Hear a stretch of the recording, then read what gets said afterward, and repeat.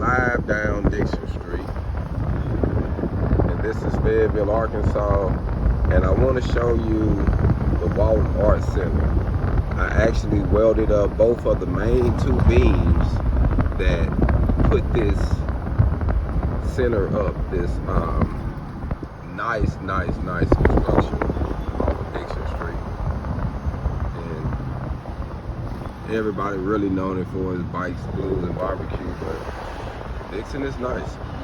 If you never got a chance to come down here, you most definitely should come down here and check out the city. But this is the Walton Art Center, this building right here.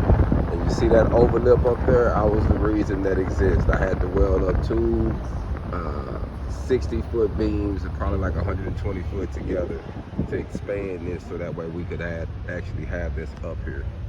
And it's done now, and it's literally awesome to be able to come back and check it out knowing that I was the reason it exists. All gone.